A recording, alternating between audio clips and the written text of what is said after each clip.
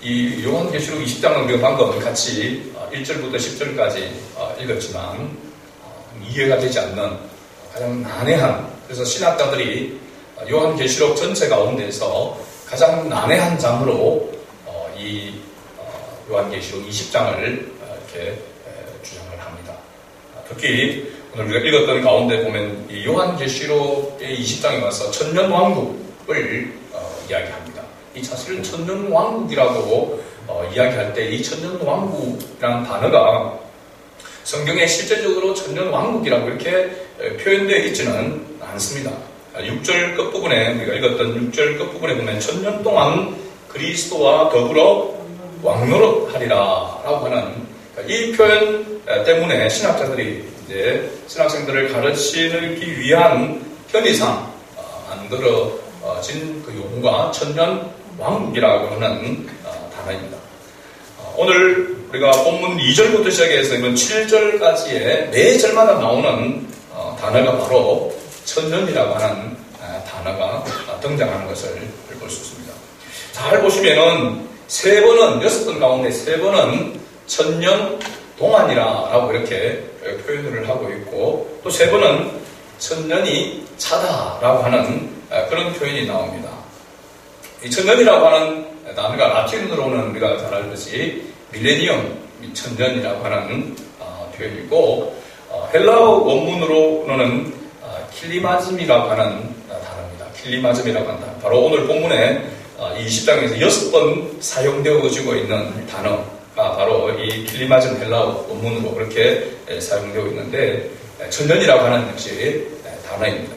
중요한 것은 이 천년이라는 단어가 어떤 의미를 가지고 있는가 하는 것을 아는 것이 키포인트라고 할 수 있습니다. 오늘 학설에 대한 그런 부분들, 이 천년에 관한 부분들에 대해서 학자들의 이렇게 주장이 크게 3가지로 이렇게 나와 있습니다. 어떻게 보면은 4가지, 5가지로 이렇게 혹을 내기도 하는데, 크게 3가지. 오늘 사실은 이 좀 설교가 평상시에도 좀 딱딱한 부분도 있는데 오늘 많이 좀 딱딱할 수 있습니다. 공부를 좀 이렇게 해야 되는 그런 부분인데, 첫 번째 학설은 이 천년이라고 할 때에 전천년설을 주장하는 학설이 있습니다. 전천년설. 들어보긴 했죠. 두 번째는 후천년설. 천년설에 또 반대적인 부분이 있는 후천년설이 있고, 또 세 번째는 그거로 보면 무천년설이다라고 그런 주장을 하고 있습니다. 먼저 첫 번째 이 전천년설이라고 하는 이 학설은 예수 그리스도의 재림이 천년왕국 이전에 있다라고 하는 주장입니다. 그러니까 예수 그리스도의 재림이 천년왕국 이전에 일어나게 될 것이다. 두 번째, 이 후천년설은 그럼 반대가 되겠죠. 예수 그리스도의 재림이 천년왕국 이후에 있다라고 하는 그런 주장으로 전천년설과 후천년설이 이렇게 나누어지게 됩니다. 특징은 예수님의 재림이 천년왕국 이전과 이후로 올 것이다 라고 하는 주장이고, 이 전천년설에 대해서도 주장에 대해서 또 2가지로 이렇게 나누어지게 됩니다. 전천년설, 첫 번째 학설인 전천년설에 대해서 발음이 좋잖아요. 전천년설, 역사적 전천년설과 세대주의 전천년설로 이렇게 2가지로 이렇게 구분됩니다. 그러니까 전천년설 중에서 역사적 전천년설, 세대주의 이렇게 2가지로 이렇게 나누어지게 되는데, 특징이 바로 뭐냐면 이 2가지 특징은 휴거. 사실 성경에 휴거라고 하는 이 단어는 없습니다. 공중으로 들림 받는다라고 하는 그 부분을 휴거라고 이렇게 표현하는 거 있는데, 아무튼 이 휴거가, 공중으로 들림 받는 이 휴거가 7년 환란, 대환란, 7년 이전에 일어나느냐 이후에 일어나느냐에 따라서, 그래서 휴거가 대환란 이전이냐 이후에 따라서 역사적 전천년설과 세대주의 전천년설로 이렇게 나누어지게 되는데, 초창기 우리 개신교에서 개혁주의와 우리가 또 오순절 계통으로 이렇게 사실은 개신교가 나누어지게 되는데, 오순절 계통에는 보면 실제로 신학적으로 보면 약간 알미니안주의, 개혁주의, 알미니안주의로 이렇게 나누게 되는데, 알미니안주의 이 오순절 계통은 대표적으로 순복음과 또 성결, 뭐 이런 쪽으로 이렇게 되어 있습니다. 이 세대주의의 이 전천연설을 주장하고 이 견해를 받아들이는 바로 교단들이 계신 가운데서 이 오순절 계통, 개혁주의는 역사적 전천연설을 초창기에 이렇게 많이 받아들였다가 이후에 무천연설로 이렇게 이제 신학적인 신학이 또 발전되어지고 하는 그 가운데서 이렇게 바꾸어지고 있습니다. 그러면 세 번째 학설이 바로 이 무천연설인데, 이 무천연설은 특징이 교회에 그 휴거가 없다는 주장입니다. 휴거가 없다는 주장입니다. 사실은 무천연설은 뭐 말 그대로 하자면은 천년이 없다라고 하는 것인데, 실제적으로 천년이라고 하는 이것이 없다라고 하는 것이 아니라, 천년이라고 하는 숫자가 문자적인 숫자가 아닌 상징적, 문학적인 표현이다라고 이렇게 보는 거죠. 그래서 천년 왕국이나 또 7년 대환란, 그리고 휴거 같은 이러한 것들이 상징적 의미로 나타나고 있다라고 하는, 이렇게 보는 견해가 바로 무천연설을 주장하는 견해다라고 이렇게 알 수 있습니다. 다 이 세 가지 학설에 다 성경을 기반으로 해서 주장하고 있는데, 이 부분은 어떻게 보면 감추어져 있는 그런 부분이라 정확하다라고 이렇게 말할 수가 없습니다. 그러나 이제 저도 목회자인, 저도 개혁주의, 우리 장로교회 개혁주의의 목회자로서 저 견해는 바로 이 세 번째 무천연설에 가깝습니다. 왜 그러냐면 지금 요한계시록이라고 하는 이 성경 자체가 그냥 단순히 문자적으로 기록된 것이 아니라 상징적이고 문학적인 표현으로 기록되어졌다라고 하는 것이 전제되어 있습니다. 그죠? 그렇게 또 모든 것을 보고 오는 것이 맞다라고 하는 것입니다. 그래서 어떤 부분은 문자적으로 보고 어떤 부분은 상징적으로 보는 그 부분에 대해서 이제 이게 견해의 차이가 이렇게 나타나게 되는데, 우리가 앞에서 14만 4천도 어떤 숫자라고 했습니까? 상징적인 그런 숫자, 구약의 12지파, 신약의 12사도 해서 곱하면은 144. 거기다가 또 곱하기 1000을 한다고 했죠. 그죠? 1000을 곱하는 이유는 1000이라고 하는 그 숫자가 많다라고 하는 그런 의미의 그런 표현이죠. 그래서 14만 4천은 구원받은 모든 성도들의 총 합이 14만 4천이라고 하는 상징적인 그런 숫자라고 이렇게 얘기했습니다. 그래서 신천지 같은 경우는 이 14만 4천을 가지고 문자 그대로 해석해서 24만 4천 안에 들어야 된다. 근데 실제적으로 보면 이것이 안 맞는 거, 이걸 바로 드러나는 게 뭐냐면 14만 4천 명에 들어가 있는 사람은 죽음을 벗지 않냐고 주님을 맞이한다라고 했습니다. 그러면 이제 두고 보면 알겠죠. 일찍 14만 4천에 포함된 사람들이겠죠. 그런 사람들이 안 죽고 바로 주님을 맞이해야 되는데 당연히 죽겠죠. 그죠? 그래서 이제 이단이나 사이비들이 이런 부분들을 가지고 그 사람들을 미혹하게 된 겁니다. 그 14만 4천 안에 들기 위해서 얼마나 노력을 하는지 모릅니다. 그래서 보통 우리 일반적인 교회 성도들에 비해서 그런 열심히 마치 다단계와 같은 그런 모습으로 해서 엄청난 열심을 가지고, 또 그뿐만 아니라 자신의 모든 것들을 희생하고 드리면서 해서 전적으로 올인할 수 있도록 그렇게 만들죠. 사실 우리가 그렇게 해야 되는데, 이단 사이비들이 이런 어떤 공로나 어떤 이런 자격이나 이런 조건들을 가지고 한단 말이죠. 근데 우리는 하나님 앞에 우리의 목숨도, 우리의 전부를 하나님 앞에 바치며 드려야 되지만, 구원을 받기 위해서, 어떤 그 안에 포함되기 위해서 우리가 노력하고 우리가 공로를 세워서 들어가는 것이 아니잖아요. 그죠? 그렇기 때문에 사실은 엄청난 은혜를 받고 있지만은 그 은혜에 온전히 다 보답하지 못하고 있는 그 모습을 항상 안타까워하는 그런 마음을 가지게 되는 것이죠. 그러나 어떤 조건을 가지고 그 조건에 맞아야 그 숫자에 들어가게 되어지고 구원에 들어가야 된다라고 할 때에 이건 엄청난 경쟁력을 일으키게 되어진단 말이에요. 거기에 물들게 되어지고 미혹되어지게 되어지며, 그래서 이단들이나 사이비들이 이러한 계시록을 가지고 그들에게 공포와 두려움을 안겨주고 있는 그런 모습을 우리가 볼 수 있습니다. 우리가 크게 세 가지의 학설을 방금 살펴봤습니다. 첫 번째가 전천년설, 두 번째가 후천년설, 세 번째는 무천년설. 근데 이게 뭐 무슨 천년설 하는 이런 부분들 학설이 또 거기에서 전천전에서 역사적 전천설과 세대주의로 이렇게 또 나눠진다고 했잖아요. 그렇죠? 이런 부분들이 그런 게 있다라고 생각하게 되어지고 가장 중요한 핵심은 뭐냐면 주님이 재림하신다, 주님이 다시 오신다라고 하는 것은 명백한 사실이라고 하는 사실입니다. 가장 중요한 것은 예수님께서 반드시 다시 오신다라고 하는, 심판해주러 오신다라고 하는 것이 사실 요한계시록의 핵심 포인트입니다. 그래서 언제 어떻게 어떤 모습으로 올 것에 대해서 성경이 정확하게 말하고 있지 않기 때문에 감추어져 있는 그런 부분인데 그 부분을 끄집어서 억지로 알려고 하다 보니까 잘못된 방향으로 나아가게 된다는 것이죠.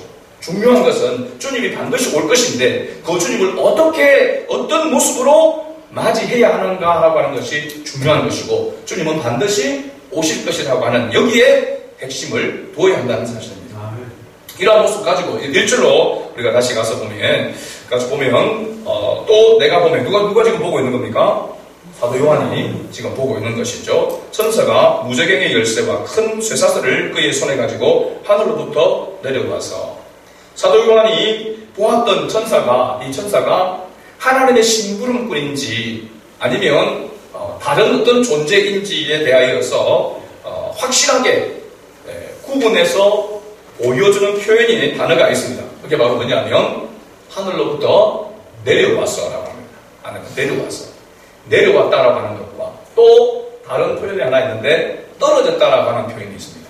떨어졌다, 내려왔다.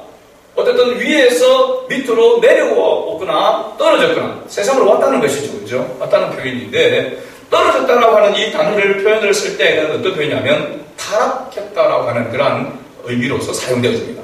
천사가 타락한 천사가 내려왔다라고 할 때는 내려왔다라고 하지 않냐고 떨어졌다라고 표현을 하는 거죠.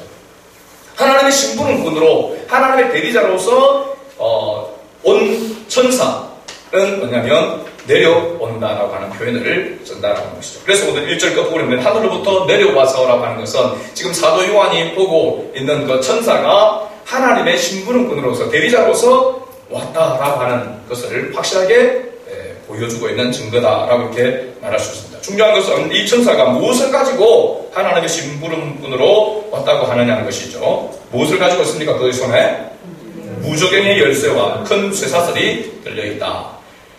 천사가 무저갱의 열쇠와 그리고 큰 쇠사슬을 가지고 있다라고 하는, 그 손에 들려져 있다라고 하는 것은 어떤 의미를 주냐면은 이 천사가 누군가를 잡아서 결박해서 어디에 집어 넣어서 감금시키겠다라고 하는 그런 의미가 있습니다.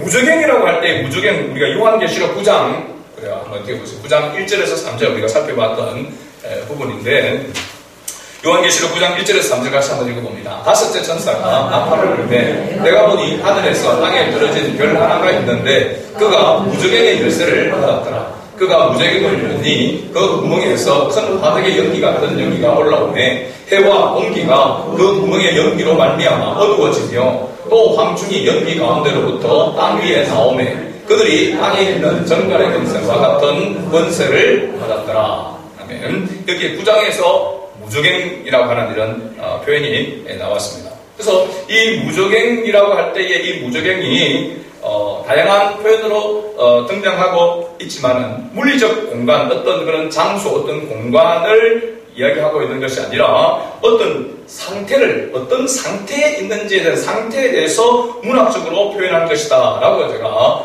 그렇게 말씀을 드렸습니다. 간단하게 말하면은 이 무저갱이라고 할 때 이 무저갱은 어떤 상징적인 의미가 있냐면 악한 영들을 가두는 감옥이라고 할 수 있고 어떤 존재가 결박당하여 완벽하게 제압을 당해 있는 상태를 설명하는 것이다 라고 이렇게 보는 것이 합당한 것이죠. 2절을 보니까 본문 2절을 보면은 용을 잡으니까 곧 뭐라고 했습니까? 뱀이요 마귀요 사탄이라 잡아서 1000년 동안 결박하여 라고 이렇게 말하고 있죠. 하나님의 심부름꾼으로 무적행의 열쇠를 받아 내려온 천사가 누굴 잡습니까? 용을 잡습니다. 용을. 그죠? 그런데 그 용을 잡고 보니까 그 용이 뭐라고 했습니까? 옛뱀이라고 이야기했습니다. 옛뱀. 우리가 앞에서도 뱀 나왔습니다. 그죠? 사탄, 마귀, 그리고 용 할 때에 뱀도 함께 뱀이나 용이나 동일하게 사탄, 마귀를 표현하는 그런 표현으로 사용되었다라고 이렇게 말씀을 드렸죠. 그런데 굳이 여기에서 뱀인데 그 뱀이 옛뱀이라고 이야기하고 있습니다. 옛뱀이라고 하는 것은 어떤 것을 이야기하고 있느냐면 이전부터 있었고 쭉 이전부터 있어 왔던 존재했던 바로 것이죠. 그러면 이전부터 있어 왔다고 할 때에 사도 요한이 지금 그 용을 볼 때에 그 용을 보니까 옛뱀으로 이렇게 보였단 말이죠. 그 옛뱀으로 보여진 것이 사도 요한이 볼 때는 그 뱀이 어떤 존재냐? 이전부터 있어 왔는데 어디서부터? 바로 창세기에서부터 있어 왔던 그 사탄, 뱀이라고 하는 것이죠. 그래서 옛뱀이라고 이렇게 표현을 하고 있는 것입니다. 창세기에서 바로 하와를 꼬드겨서, 그죠? 미혹해서 남편 아담까지 미혹해서 인류를 하나님과의 관계 속에서 범죄함으로 떨어뜨리게 만들었던 그 장본인이 뱀이었잖아요. 그죠? 뱀. 그 존재가 지금 요한계시록 여기에서 사도 요한이 볼 때에 그 뱀이 동일한 뱀이었다는 것입니다. 그래서 이전부터 있어 왔던 존재, 옛뱀을 이야기하고 있고, 그러니까 그 다음에 뭐라고 이야기하냐면 마귀요 사탄이라 라고 이렇게 주장을 하고 있는 것입니다. 요한이 자기의 눈을 볼 때에 그 천사를 통해서 볼 때에 용을 결박하는데 이거 용을 보니까 이전부터 있어 왔던 바로 사탄 마귀였다. 창세기부터 시작해서 있어 왔던 바로 그 사탄 마귀였다라고 하는 것을 이렇게 보았다라고 하는 것이죠. 우리가 앞에서 천년에 관한 그런 몇 가지 학설을 이렇게 살펴봤는데 오늘 이 20장 2절에 나오는 표현을 보면 사도 요한이 본 것은 상징적인 의미의 바로 실체였다라고 하는 것을 알 수가 있습니다. 그래서 계속해서 우리가 요한계시록을 통해서 볼 때에 요한계시록은 나오는 단어들이 숫자나 이런 것들을 그냥 문자적으로 해석해서는 안 되고 반드시 상징적인 문학적인 그런 표현으로 해석해야 된다라고 하는 것을 여기에서 알 수가 있는 것이죠. 그러니까 용을 봤는데 그 용이 바로 이전부터 있었던 옛뱀이오고 마귀오 사탄이었다. 이 상징적인 그런 표현을, 문학적인 표현을 쓰고 있다라고 하는 것을 알 수 있습니다. 우리가 본문에서 앞에서 천년이라고 하는 단어가 6번 이렇게 나오는데 3번은 천년 동안, 또 3번은 천년이 차다, 참회라고 이렇게 이야기하는데 7절을 보면 20장 7절을 보면 천년이 참회라고 이렇게 말하고 있습니다. 근데 이거를 우리가 그냥 이렇게 해석하면 마치 천년이라고 하는 그 기간이 999, 그 다음에 1000 이렇게 생각하는 숫자적으로 본다면은 여기 천년이 참회라고 하는 것은 천년이 다 되었다, 기간이 다 되었다라고 하는 그런 의미로 우리가 해석할 수 있잖아요. 근데 원어로 보면, 실제적으로 보면은 어떤 의미를 가지고 있냐면 이 시간이 천년이 기간을 의미하는 것이 아니라 실제적인 그 표현은 하나님의 시간이 임하고 하나님의 시간이 도래함에라고 번역을 해야 맞다라고 하는 사실입니다.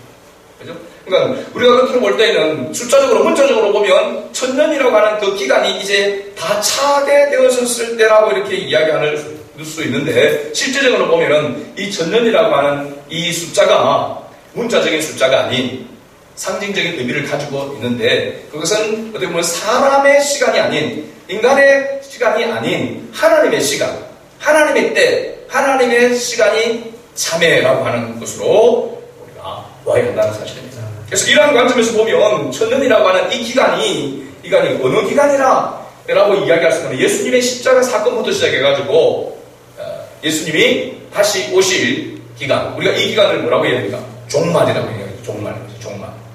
종말 시대라고 이야기를 하고 있는 것입니다. 그러면 지금 종말 시대가 예수님이 와서 십자가를 지시고 오늘까지 2000년이 세월이 했잖아요. 인간의 시간을 보면 2000년이다 말이죠. 그리고 앞으로 주님이 오실 때까지 언제 오실 줄 모르죠. 1000년 더 뒤에 올지 2000년 뒤에 올지 우리가 알 수가 없습니다. 그렇죠? 물론 시대적인 상황으로 우리가 볼 때에 가까이 오고 있다라고 하는 것은 맞는데 어느 년도에 언제 오실지에 대해서는 모른단 말입니다.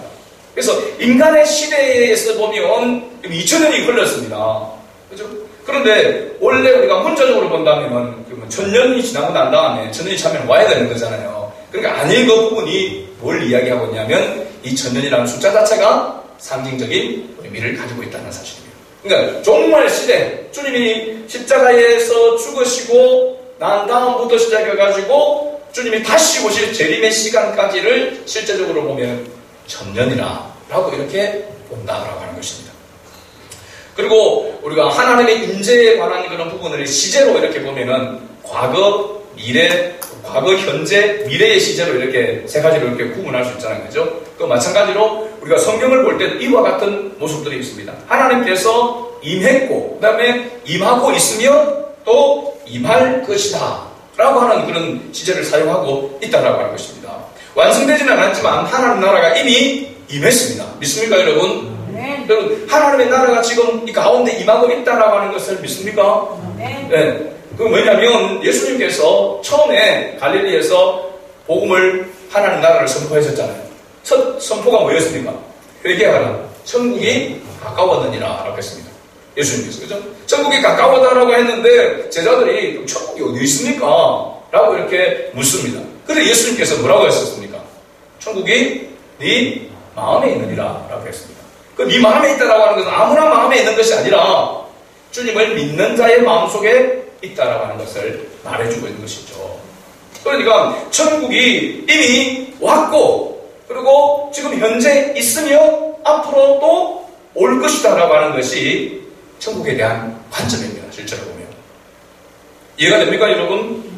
그래서 우리 예수 믿는 사람은 구원을 받은 사람은 이미 천국을 소유했고 천국을 누리고 있으며 영원한 천국으로 들어가게 될 것이다. 이것이 우리가 구원받은 자의 가지고 있는 그런 모습입니다. 그러면 천국이 임했다라고 하면은 천국이 임한 것을 여러분 느끼고 있습니까? 천국이 뭡니까? 아무 근심걱정도 없고 아픔도 없고 그죠? 그렇게 우리가 평안과 기쁨, 우리가 주님만을 찬양하는 그 하나님의 나라를 이야기를 하고 있는데 이 땅에 와 있는 천국은 어떤 천국이냐? 또 실제적으로 천국의 본질이 뭐냐라고 할 때에 천국의 본질은 통치입니다. 하나님의 통치. 하나님의 통치와 다스림이죠. 그러면 예수 그리스도가 내 속에 들어왔다라고 하는 것은 곧 뭐가 들어왔다는 겁니까? 주님의 말씀이 내 속에 들어왔다는 것입니다. 그래서 말씀이 없는 믿음은 없는 것입니다. 믿음은 들음에 쓴다면 들음은 그리스도의 말씀으로 말미암는다고 했습니다. 내가 예수를 믿는다라고 하는 것은 뭘 믿는 겁니까? 주님의 말씀을 믿는 것입니다. 주님의 약속을 믿는 것입니다. 그냥 막 가슴이 어떨 때는 벌렁벌렁거리고 그러니까 있는 것 같아 이게 아닙니다. 그죠? 그런 느낌이 아닙니다. 그죠? 확실한 증거가 있죠. 그 증거가 바로 뭐냐니까 말씀입니다. 말씀. 하나님의 약속의 말씀이 믿어지게 되어지고 그 말씀에 대해서 확신을 하게 되어지고 그리고 그러면은 구원의 감격, 천국을 맛보는 겁니다. 할렐루야. 이 맛을 본 사람은 삶 속에서 이 맛을 계속해서 경험하게 되어지죠. 어떻게? 주님의 말씀을 따라서 순종하게 될 때에. 할렐루야. 하나님의 자녀는, 하나님의 천국의 백성은 하나님의 말씀에 의해서 다스려질 때에 천국의 맛을 보는 거죠. 그럼 내가 예수를 믿는다고 하면서 하나님의 말씀을 듣지도 않고 하나님의 말씀을 깨닫지도 못하고 하나님의 말씀에 순종하지도 않으면 천국을 볼 수가 없습니다. 맛보지를 못하는 거죠. 경험할 수가 없는 것입니다. 그래서 하나님의 자녀라면 마땅히 천국의 맛을 보아야 하고 보고 있어야 되고 또 보게 될 것이다 라고 하는 이 확신이 이게 구원의 확신입니다. 할렐루야. 그래서 하나님의 말씀이 없이 뭐 예배당과 출입한다고 해가지고 천국 가느냐? 천만의 말씀입니다. 하나님의 말씀에 통하여서 하나님의 약속에 대하여 믿어져야 되고 그래서 하나님의 말씀이 경험되어져야 하는 것입니다. 말씀이 들려지게 되어지고 그 말씀에 순종하며 주님의 말씀에 다스림을 받을 때에 영생을 맛보는 것입니다. 할렐루야. 근데 이 땅을 살아가는 가운데서도 하나님의 자녀라고 죽고 나면 천국 가서 맛볼 그 하나님의 나라만 바라보고 이 땅에서 천국이 있는지 없는지 모르겠다라고 하는 사람은 예수 믿는 사람이 아닙니다. 믿음이 없는 사람입니다.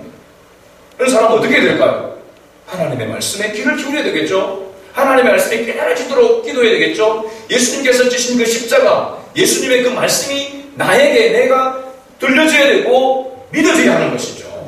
그 믿음이 하나님의 은혜로 우리에게 주어지는 것입니다. 그런 것도 없이 그냥 뭐 교회 예배만 와서 예배에만 참석한다고 해서 그냥 천국으로 같이 가느냐?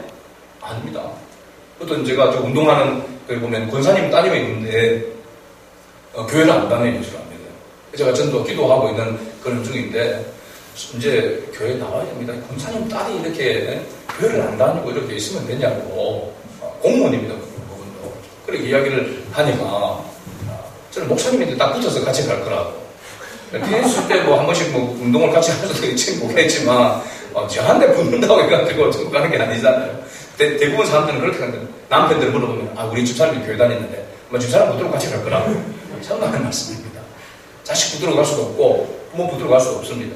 천국은 믿음으로 가는 것입니다. 1대1로 하나님과 나와의 관계 속에서 천국이 이루어지는 것입니다. 그것을 맛보지 않으면 하나님 나라에 들어갈 수가 없는 것이죠. 내가 여러분 학생들 또 우리 집사님들 아니 천국이 있다고 하는데 천국이 있는지 안 있는지 봐야 알지 그렇게 하시는 분들은 정말로 신앙이 잘못된 겁니다. 천국을 하나님의 나라를 땅에서 우리가 경험해야 되는 것이죠. 말씀을 통하여서 경험하게 됩니다. 왜 우리가 지금 이 시간에 와서 이 자리에 앉아 있습니까? 말씀을 듣기 위해서입니다. 지난주에 말씀을 드렸죠. 하늘 문이 열려지는 곳에 뭐가 선포된다고 했습니까? 말씀이 선포되어지고 말씀이 들려진다라고 했습니다. 그래서 하나님 앞에 구원받은 자들은 예배의 자리로 나올 수밖에 없습니다. 또 예배의 자리로 반드시 나와야 된다라고 하는 것을 알 수가 있습니다. 사실은 이 요한계시록의 메시지가 당시 로마 제국의 그 시야에서 있었던 핍박과 억압 가운데 있었던 교회와 성도들에게 소망과 위로를 주는 메시지라고 제가 이 말씀을 드렸습니다. 요한계시록을 통해서 성도들과 교회들에게 그 암울한 정말로 그리스도인이라고 하는 것 자체 때문에 핍박을 당하고 죽임을 당하는 그래서 아무런 소망이 없는 가운데 있는 그들에게 하나님께서 사도 요한을 통해서 천사를 통하여서 이 메시지를 주면서 그들의 사도 요한에게 보여주면서 그것을 성도들이 듣고 소망 가운데 그런데 순교의 제물로 기꺼이 자신을 내어드릴 수 있었다라고 하는 사실입니다. 그들에게 엄청난 위로와 소망이 되는 바로 메시지가 이 요한계시록입니다. 근데 이단이나 사이비들은 이 요한계시록을 가지고 공포와 두려움을 심어줘가지고 그 사람들을 미혹하고 장난을 치고 있는 것이죠. 주님께서 계속해서 천사를 통해서 사도 요한에게 말씀하시는 메시지 가운데 하나는 바로 그 당시 교회와 성도들, 오늘날 있는 그리스도인들을 향해서 주님께서 말씀하고 있는데 하나가 뭐냐면 핵심적인 주제가 반드시 악을 심판하시겠다는 것입니다. 반드시 악을 심판하겠다. 그 당시에 보면 네로 황제와 같은 도미티안 황제와 같은 수많은 그런 황제들이 예수 그리스도를 믿는 자들을 억압하고 교회를 억압하고 죽이는 그러한 악을 행하는 그들에 대해서 하나님은 반드시 심판하신다는 사실입니다. 반드시 심판. 그래서 오늘 본문에도 보면은 사도 요한을 통해서 천사가 보여줄 때에 용, jet뱀, 마귀, 사탄을 이야기하면서 이 사탄이 어떤 상태에 있는지를 말해주고 있습니다.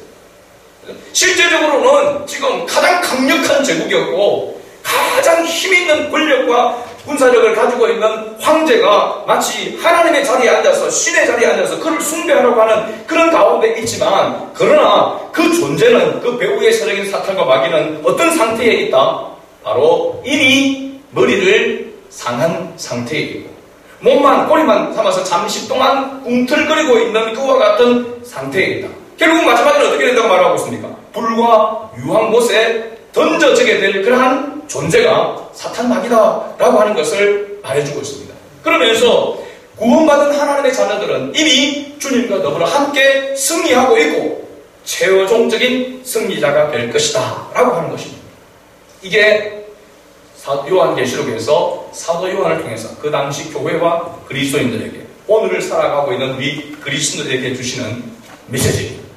요한계시록은 사탄의 존재는, 너희를 억압하고 너희를 핍박하는 이 사탄의 존재는 지금 이미 머리를 상한, 창세기부터 그죠? 머리를 상한 상태에 있고 몸을 살아서 잠시 꿈틀거리면서 너희들을 억압하고 미혹하는 것 같지만 얼마 가지 못해서 반드시 불과 유황불에 던져져서 심판을 받아야 될 존재다라고 하는 것입니다. 그러니까 뭐 하지 말라는 겁니까? 너희들 지금 억압하고 핍박하고 죽이고 있지만은 그 세력에 두려워하지 마라. 잠시 동안 꿈틀거리고 있는 것에 불과하다. 그리고 지금 나와 함께 주님을 믿는 자로서 있는 너희는 어떤 존재냐? 너희는 구원받은 존재다. 하나님의 나라가 너에게 임하여 있고 계속해서 임하여 줄 것이고 앞으로 완전한 하나님의 나라로 이어지게 될 것이다 라고 하는 것을 말해주고 있는 것이죠. 여기서 너희는 패배자가 아니라 너희가 승리자다. 그리고 최종 승리자가 될 것이다 라고 하는 메시지가 바로 이 요한계시록의 핵심 주제인 것이죠. 그리고 베드로 사도는 예수 그리스도를 믿는 성도들에게 마지막 이때의 종말 시대를 살아가는 우리에게 이렇게 권면하고 있습니다. 베드로전서 2장 9절 말씀을 한번 띄워주세요. 베드로전서 2장 9절 말씀입니다. 우리 잘 아는 말씀이죠. 같이 읽어봅니다. 그러나 너희는 택하신 족속이요 왕같은 제사장들이요 거룩한 나라요 그의 소유가 된 백성이니 이는 너희를 어두운 데서 불러내어 그의 기이한 빛에 들어가게 하신 이의 아름다운 떡을 선포하게 하려 하심이라. 아멘. 베드로 당시도 마찬가지고 사람들은 여러 가지 핍박과 그런 억압 속에 있는 가운데 있지만은 베드로 사도는 그런 성도들을 향해서 그렇게 말하고 있습니다. 너희는 택하신 족속. 누구의 택하신 족속입니까? 하나님의 택하신 족속이요 왕같은 뭐라고 했습니까? 제사장. 왕같은 제사장. 거룩한 나라. 하나님 나라. 그의 소유된 백성이다 라고 그렇게 말하고 있습니다. 그리고 우리를 이렇게 그러한 존재로 예수 그리스도를 통해서 우리에게 그런 은혜를 주신 것은 아름다운 덕을 선포하게 하는구나.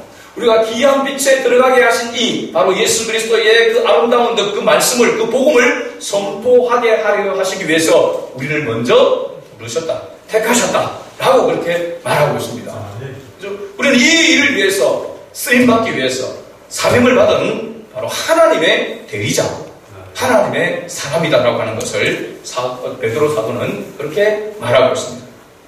그렇다고 한다면 우리 그리스도인들이 생각할 때 죽음이라고 하는 이 문제에 대해서 우리 그리스도인은 어떻게 생각해야 되는가? 그리스도인들은 죽음과 상관이 있을까 없을까? 있을까 없을까요? 그리스도인들. 그리스도인들은 또 다 죽고, 그죠? 그거는 이제 다 죽으니까 그리스도인들이 당연히 죽는 것이죠, 그죠? 성경에서는 예수님도 마찬가지고 사도 바울도 마찬가지고 그리스도인의 이 죽음을 죽음이라고 하지 않습니다. 그리스도 안에서 잠자는 자들이라고 얘기해요. 잠자는 자. 그래서 사도 바울도 디모데에게 자기 그 죽음에 대해서 유언할 때에 죽음을 사도 바울은 뭐라고 했냐면 자기가 그 죽음을 떠난다라고 이렇게 표현했습니다. 떠난다. 이 세상을 떠나는 것을 이야기하고 있죠. 그래서 우리가 뭐 돌아갔으면은 세상을 떠났다, 세상 버렸다, 뭐 이런 이야기를 이렇게 합니다. 세상을 떠났다. 이 떠났다라고 하는 단어를 헬라어로 보니까 아날로세우스라고 하는 단어인데 어떤 뜻이냐면 병사가 군대에 들어가서 군대에서 전쟁을 합니다. 그리고 그 전쟁이 끝나고 난 다음에 이제 전쟁이 끝나면 어디로 갑니까? 다시 고향집으로 돌아가게 되죠. 그 고향집으로 돌아갈 때 가기 전에 전쟁이 끝나서 그가 차고 있었던 그 천막 텐트, 그죠? 군막이라고 이렇게 할 수 있죠, 그죠? 그 텐트를 이게 거두어서 간다라고 하는 의미가 바로 떠난다라고 하는 그런 의미입니다. 그러니까 고향집으로 다시 돌아간다라고 하는 그런 의미가 바로 죽음, 우리가 말하는 죽음이라고 하는 것과 같다라고 하는 것입니다. 그러니까 우리의 그리스도인의 죽음은 영원한 죽음이 아닌 영적으로 보면 우리 그리스도인은 죽지 않습니다. 믿습니까, 여러분? 영적으로 우리는 영적으로 죽지 않습니다. 영원히 죽지 않습니다. 예수 그리스도의 영이 우리와 함께하기 때문에 우리의 영은 죽지 않습니다. 육신은 잠시 동안 우리가 땅에서 썩게 되어지게 되고 죽게 되면 썩게 되어지지만 우리의 영은 영원히 존재하고 있다라고 하는 사실입니다. 그렇기 때문에 그리스도인의 죽음은 어떻게 보면은 죽음이 아니다라고 말할 수가 있는 것이죠. 영원한 나라로 들어가게 되는 그런 바로 존재다. 그리스도인은 죽지 않는다. 이런 확실한 믿음을 가지고 있다라고 한다면 순교의 제물이 되는 것을 어떻게 생각하겠습니까? 영광스럽게 생각하는 것입니다. 그래서 초대교회에 그 로마의 박해와 핍박 가운데에서 수많은 순교자들이 막 마지못해서 끌려가서 벌벌벌 떨면서 그렇게 막 두려우면서 죽은 것이 아니라 즐거이 자기를 내어준 것입니다. 순교의 제물이 될 수 있다니, 내가 주님을 위해서 내가 죽을 수 있다니 기쁘게 생각하고 즐겁게 생각하면서 영광스럽게 여기고 자신을 내어드렸다는 것입니다. 이 신앙을 가지고 있었기 때문에 내가 죽는 것이 끝이 아니다라고 하는 것을, 영원한 죽음으로 가는 것이 아니다라고 하는 것을 그들은 확신하고 있었기 때문에 오늘 우리에게 이런 신앙이 필요하지 않습니까? 죽음 때문에 무엇 때문에 벌벌벌 떨면서 두려움 때문에 늘 염려하고 걱정에 사로잡혀 있는 그런 그리스도인의 삶이 진정한 그리스도인의 삶의 모습이 아니라고 하는 것이죠. 마지막으로 베드로후서 3장 8절에서 14절 말씀, 좀 긴 본문인데 두 번에 걸쳐서 제가 이렇게 했습니다. 베드로 사도가 이 마지막 때를 살아가는 그리스도인들을 향해, 교회를 향해서 주신 그 메시지죠. 한번 같이 읽어봅니다. 사랑하는 자들아, 죽게는 하루가 천년 같고 천년이 하루 같다는 이 한 가지를 잊지 말라. 주의 약속은 어떤 이들이 더디다고 생각하는 것 같이 더딘 것이 아니라 오직 주께서는 너희를 대하여 오래 참으사 아무도 멸망하지 아니하고 다 회개하기에 이르기를 원하시느니라. 그러나 주의 날이 도둑같이 오리니 그 날에는 하늘이 큰 소리로 떠나가고 물질이 뜨거운 불에 풀어지고 땅과 그 중에 있는 모든 일이 드러나리로다. 아멘. 그 다음에 11절부터 14절까지입니다. 11절, 이 모든 것이 이렇게 풀어지리니 너희가 어떠한 사람이 되어야 마땅하냐? 거룩한 행실과 경건함으로 하나님의 날이 임하기를 바라보고 간절히 사모하라. 그날에 하늘이 불에 타서 풀어지고 물질이 뜨거운 불에 녹아지느니와 우리는 그의 약속대로 의가 있는 곳인 새 하늘과 새 땅을 바라보거라. 그러므로 사랑하는 자들아, 너희가 이것을 바라보나니 주 앞에서 점도 없고 험도 없이 평강 가운데서 나타나기를 힘쓰라. 아멘. 그러면 주께는 하루가 천년 같고 천년이 하루 같다니, 사도 베드로도 천년이라고 하는 이 숫자가, 그죠? 우리가 사람이 생각할 때는 헤아릴 수 없는 많은 숫자라고 이렇게 본 것입니다. 그러나 우리에게는 헤아릴 수 없는 많은 기간인 이 천년이 주께는 하루 같게 여길 수 있다라고 하는 것을 잊지 말라고 했습니다. 그러니까 세월 역사적인 그 순서 숫자에 매이지 말고 주님은 반드시 그러나 올 것이다. 그 주님이 올 때 우리가 어떻게, 어떤 모습으로, 어떤 사람이 되어야 되는 것이 마땅하냐? 뭐라고 했습니까? 거룩한 행실과 경건함으로 하나님의 날이 임하기를 바라보고 간절히 사모하라. 이게 종말시대를 살아가는 우리에게, 여러분, 주님이 오실 그 날을 우리가 살아있는 게, 육신으로 살아있으면서 맞이할 수 있으면 얼마나 좋겠습니까? 그러나 그 살아있을 때 말고도 주님을 먼저 맞이할 수 있는 것은 개인 종말입니다. 개인 종말은 언제 올지 모릅니다. 교통사고로 인해서 내일 죽을지 오늘 죽을지 알 수가 없는 것이죠. 나이 많다고 해서 먼저 가는 것도 아니고 젊다고 해서 뒤에 가는 것도 아니고 언제 죽음이, 개인 종말이 우리에게 올지는 알 수가 없습니다. 그래서 어떻게 해야 된다는 겁니까? 하나님의 날이 임하기를 간절히 바라보고 사모하라는 것입니다. 어떤 모습으로? 거룩한 행실과 경건함으로. 그럼 여러분, 거룩한 행실과 경건함이 무엇일까요? 어디에서부터 출발되는 걸까요? 예배인 것입니다. 그래서 예배가 중요한 것입니다.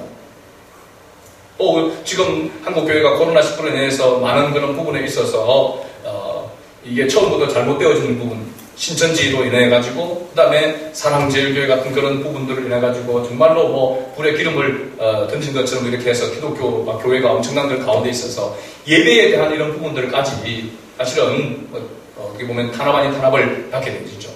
교회가 여러 가지로 코로나에 대처하는 그 부분에서도 힘써야 되겠지만, 사실은 예배를 어떻게 해야 돼? 예배에 부를 때 찬송을 크게 불러라, 작게 불러라, 생각을 해라 마라, 이거는 누구도 간섭할 수 없는 것입니다, 실제로. 그러나 그런 부분들까지 우리가 사실은 교회가 양보를 해서 이렇게 왔습니다. 그러면 우리의 마음이 어떻게 해야 될까요? 우리 그리스도인의 마음이 어떻게 해야 될까요? 예배에 대한 불붙는 마음이 있어야 되지 않겠습니까? 근데 지금 우리가 뭐 여러 가지 매체를 통해서 듣지만은 이 코로나가 완전히 끝나도 교회 성도들은 30% 이상은 줄어들게 될 것이다 라고 이렇게 보고 있습니다. 교회 안 나오고 집에서 예배를, 설교를 듣고 예배를 참석하고 있다가 편한데, 그러다가 지금 교회를 다시 나오려고 하니 그 사람들이 어렵다는 것입니다. 그리고 어떤 교회 보면은 오후 예배, 저녁 예배 드는데 못 나오겠다는 거예요. 나오고 어떤 예배 나오는 분들도. 예배에 대한 이 사모함이 왜 예배를 드려야 되고, 왜 우리가 예배에 참여해야 되는가 하는 것에 대해서 그 마음이 식어져 버리고 있다는 것입니다. 거룩한 행실과 경건함으로 그날을 사모하고 기다리라고 이렇게 바라보라고 이야기를 하고 있는데, 사도 베드로는 우리가 예배를 그만큼 사모하고 있느냐, 예배를 통해서 우리가 예배를 사모하고 예배의 자리로 나와야 되는 가장 중요한 이유가 뭡니까? 하나님의 말씀을 듣기 위함입니다. 하나님의 말씀을 통하여서 주님은 오늘도 역사하고 계시고, 그 말씀을 통하여서 우리가 하나님의 나라를 경험하고 하나님의 나라를 더 소망하며 살아갈 수 있기 때문에 예배를 드려야 된다라고 말하고 있는 것이죠. 말씀을 드려야 된다라고 말하고 있는 것입니다. 사랑하는 성도 여러분, 여러 가지 이런 모양으로 우리가 힘들고 어려운 것이 있는 것은 분명한 사실입니다. 여러 가지 변명을 할 수도 있겠죠. 목회자인지도 마찬가지고 여러분 성도도 마찬가지일 겁니다. 그러나 분명한 것은 주님의 날이 반드시 오게 될 것이라는 것입니다. 개인적인 종말이나 주님이 오실 재림의 종말이 반드시 오게 될 것인데, 우리가 어떤 모습으로 준비해야 되느냐? 거룩한 행실과 경건함으로 준비해야 될 줄 믿습니다. 더욱 예배를 사모하시길 바랍니다. 예배의 은혜를 사모하고 말씀을 사모하고 생활 속에서 삶을 실천하는, 말씀을 실천하는 그 삶을 통하여서 그 누구도 빼앗을 수 없고 그 누구도 줄 수 없는, 하나님만이 주실 수 있는 그 은혜와 평강을, 하나님의 나라를 맛보며 살아가는 우리 성안의 모든 가족들이 될 수 있기를 주의 이름으로 축복합니다. 아멘.